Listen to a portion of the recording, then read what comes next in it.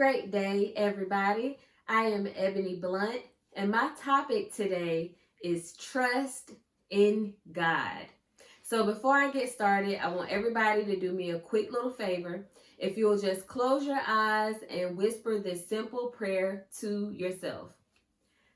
My ears, my heart, my mind is open.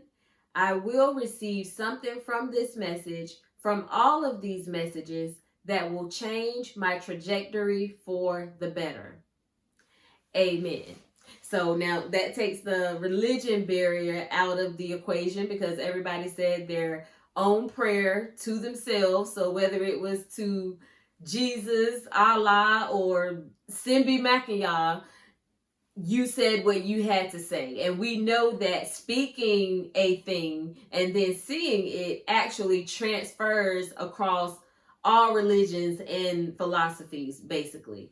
So there's so many barriers to communication. I just want to make sure that I don't lose anybody. So, okay, I forgot. There's one more barrier that we need to address, and that's the education barrier, right? So let's make sure that we're all on the same playing field when it comes to understanding what the word trust actually means.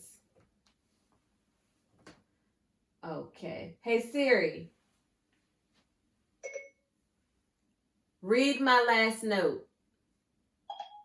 I found these items. There were more, but this is as much as I can show. Your note from today, called Dictionary Note on Trust, says, what is trust? The first one says, the firm belief in the reliability, truth, ability, or strength of someone or something. Example, relationships have to be built on trust. The second one says, acceptance of the truth of a statement without evidence or investigation. Example, I used only primary sources, taking nothing on trust. The last one says, the state of being responsible for someone or something. Example, a man in a position of trust. Do you want to hear the next one? No, thank you. So now that we understand what the word trust means, let me just give a couple everyday examples. So not too long ago, I was listening to a church service with my friend, and the pastor was talking to the congregation at the end of the service, and he said, I hope, as a matter of fact, no, I'm sorry. He said, I trust that you heard a word from the Lord today, right? Okay, let me give you another example.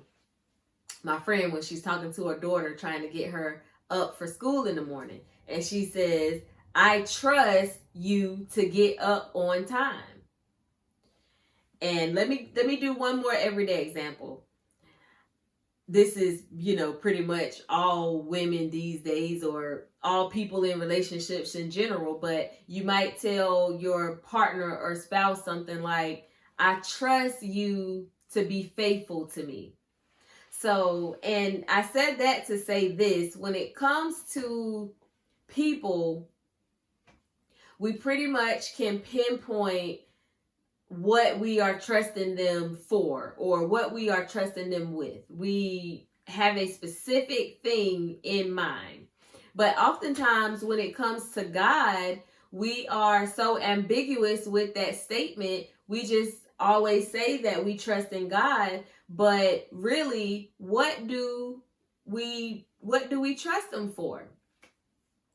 So before I get into that, let me just share a little bit of my story. So not too long ago, I was going through a bunch of different things. Towards the end of 2017, I was racially profiled in a traffic stop, and that ended up to me having some legal issues.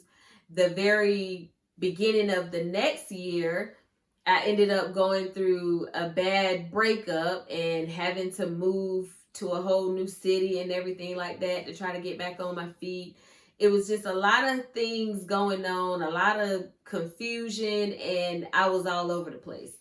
So me wanting to do something different and go a whole nother way, I had reached out to my mentor about a position that he had been trying to get me to take for a while. So he's built a lot of things in the beauty industry and has come up with or created hundreds of hair and skin products and things like that. But he had a new product that he was putting out, and he needed somebody to do some digital stuff, and he wanted to do some online courses and stuff like that. So he had been asking me to take the position for a couple of years, but I had my own thing going on with real estate, and I really didn't have the time. So finally I said, all this stuff going on, I need to be in a positive setting where, I'm getting some good things going in. So I went and had a meeting with my mentor, and we talked about everything that I was going to be doing.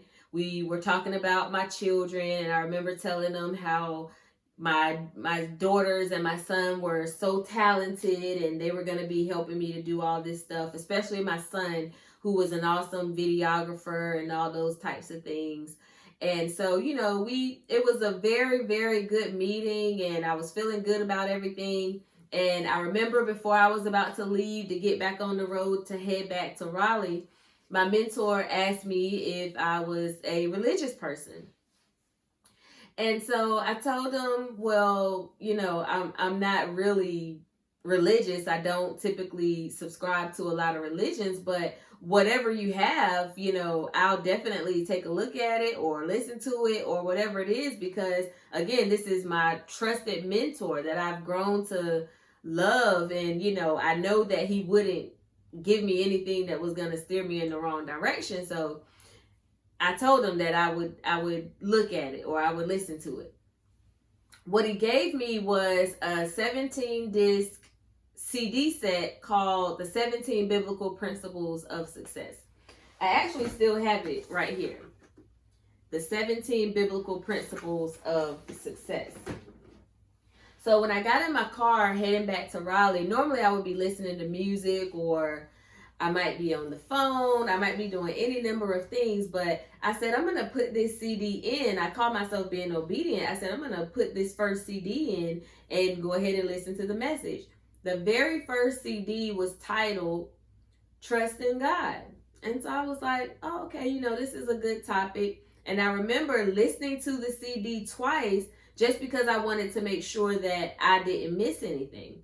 So I listened to the CD twice, and about that time I was arriving in Raleigh, got into my friend's house and was settling down and everything. And I remember getting a call from my daughter. They were looking for my son, and they were asking me if I had heard from him, and I had not. So not too long after that, my daughter called and she said, Mom, we found Trey. He's in the hospital. He's been shot. So immediately I didn't panic. My son, he was my wild child. So, I did a good job of keeping my nerves calm. I didn't really know what was going on, but I just knew he had been shot. So now I got to get on the road, and I got to take this 2.5 hour drive at like 9 o'clock because that's my baby. That's my only boy. So I got to go check on him. So while I'm keeping my mind calm and preparing to get on the road, my daughter called me right back. And she said, Mom, he didn't make it. And that was pretty much all she was able to get out before she was crying. I had done, collapsed to the floor in disbelief. It was shocking because here I was, I was trusting God that he was okay. I was already in this state of trust already. And then boom, I got the news that my only son literally was just taken from me, just literally shot dead in the streets in my hometown. And so I remember it was so tough for me at the time because I just would think back to the message, how God came to me and gave me this message to trust in God. He gave me that message from another trusted mentor.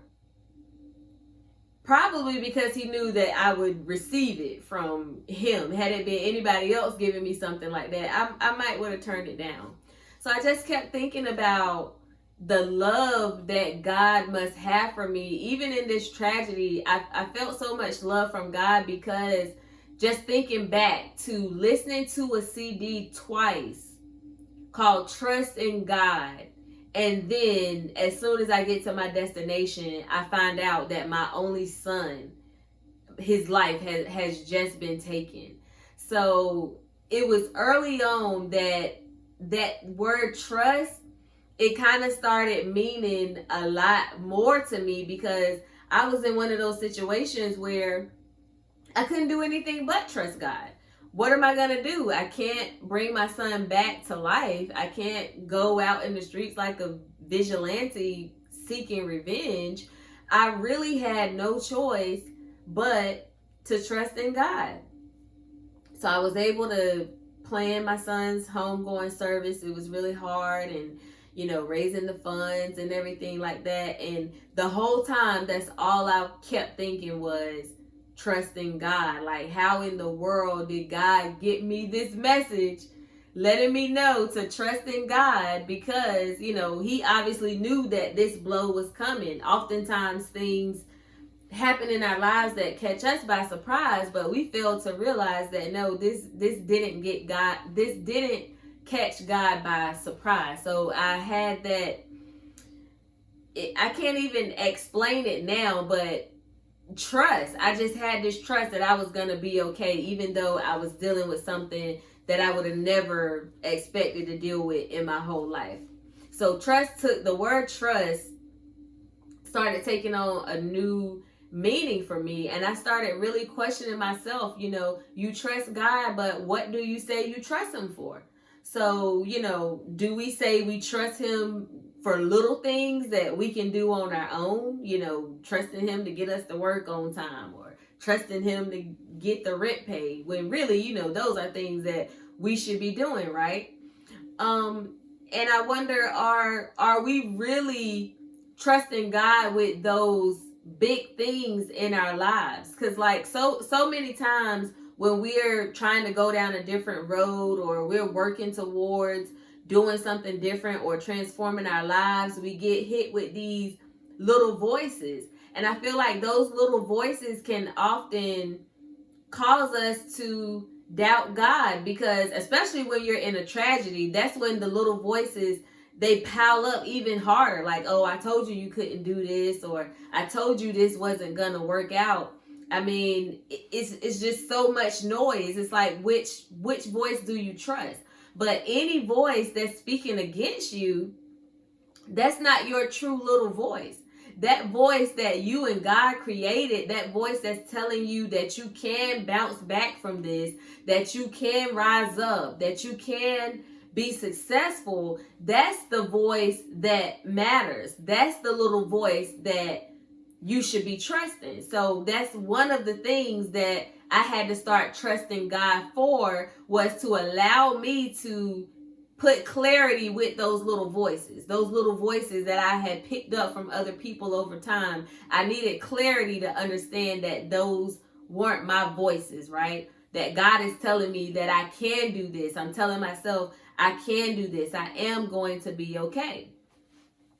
My next one is in regards to trusting God. Now, just staying within my topic, thinking about getting more specific about the things that we trust God for. And I thought about trusting God to help me fight. Like, do you trust God to help you fight? I don't mean just fighting for you while you lay helplessly on the ground. I mean, do you trust God to help you fight? Like, after you get knocked down, you get back up with the help of God, and you fight as hard for yourself as God is fighting for you. Comeback resilience, right? No matter how hard you get knocked down, no matter how hard you fall, just get up and come back and fight. Because just because you fall down or get knocked down in the first 7 of 12 rounds, that does not mean that you lost the fight, right? Getting knocked down does not constitute a loss. But here's what happens. When you get knocked down and then you stay down, that's how you accept defeat. So as long as you get back up with the help of God, you still can make that thing happen in the 11th round. So do you trust God to help you fight? Like, you yourself I had to realize I got to put my body in it too. I just can't expect God to will me everywhere and do everything for me. No, I have to help him fight for me by helping him to fight. If that makes sense. That might have went over y'all's head. But anyway. And the last one that stood out to me when I was thinking about the specifics or getting specific about those things that I'm trusting God for. And I thought about, am I trusting God to strengthen what remains? Do you trust God to strengthen what remains? So now you've survived the setback, but will you thrive during your comeback, right? So not too long ago, I was on a call for parents who have lost a child. And I remember telling my story. It had taken me like 2 years to finally join the call anyway. But I told my story of what happened to my son. And I remember the lady saying afterwards, to strengthen what remains. And it was so powerful when she made that statement. I really didn't even know what it was attached to. I didn't know, that it was a scripture or anything like that. But just the words, strengthen what remains, it resonated within me. So after the call, of course, I had to go and put it into Google. And as soon as I put in strengthen what remains, the Bible verse came up. And it was Romans 3:2. And I was like, this is so powerful because I'm one of those people, I sit back and I marvel at how God brought me through so many situations, but especially that situation of losing my only son because, we were so close. Like that was my baby. And I'm always just amazed at how I walked out of that fire without a hint of smoke on me. And the thing about that is that even though I don't have a hint of smoke on me on the outside, I still have trouble breathing. I can still feel the effects of the smoke inhalation within my body. So, a lot of times it's hard to breathe. I'm still dwelling in that place where the fire happened, even though, the fire didn't burn me looking at my parents from the outside. And so I'm like, do I really trust God to build me back up to a place where I can find happiness in life, dealing with a tragedy like losing a child? So that verse, and it actually just became something that I know is going to help me have a strong finish this year. And I'll just share it with you guys exactly how it went. So the verse read, and it's Revelations 3:2. Wake up, right? Wake up. And there was an exclamation point there. I want to emphasize that because when you're telling somebody to wake up, when that child has gotten back into bed or, whoever you're trying to wake up, you're not just gently nudging them like, hey, wake up. No, you're like, wake up. Wake up. Strengthen what remains, that which was about to die. For I have found your deeds unfinished in the sight of my God. And I'm just like, wow. That was such a powerful verse for me. And I've really, like I said, I've adopted it as like, I don't know, my mantra, whatever you want to call it. Because a lot of times it's so hard to do that. Because like Shay said on a webinar not too long ago, we can't see past our current state to our future condition. So we think we're unable to handle things right now. We feel like we're not strong enough, but God is actually seeing way past our condition right now. So whenever we have that setback, we have to remind ourselves to strengthen what remains. I still have 2 daughters. I have to keep them strengthened. They're entrepreneurs. They're smart businesswomen, teachers.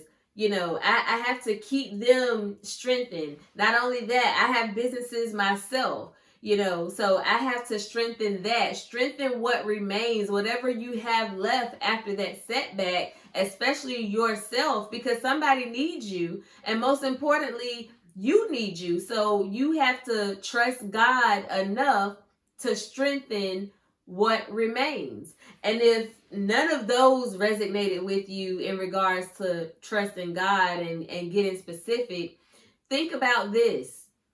Will you trust God to do something new? If all else fails, you don't know what else you can get specific about. Trust God to do something new. I am Ebony Blount. I am a comeback champion. Today is my January 1st, and I pray that it is yours as well. Thank you.